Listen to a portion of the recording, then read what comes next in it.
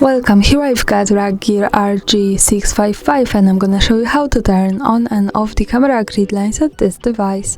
So at first we have to tap on the camera button to open it, and for now we are in the standard photo mode. From here let's slide to the left to get access to more options about the camera we can manage, and let's pick this button at the bottom with camera settings. Now we are in more advanced options about the camera, and at the first position we have the grid function. So by using this button from the right we can turn on the camera grid lines and turn them off as we need. Now let me keep them turned on.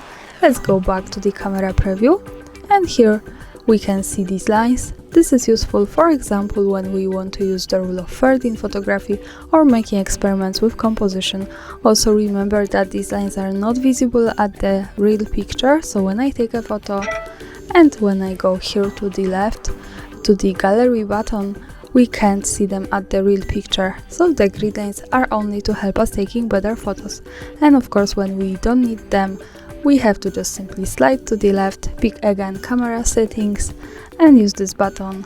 So for now in the preview the grid lines have gone. And that's all, thanks for watching, subscribe our channel and leave the thumbs up.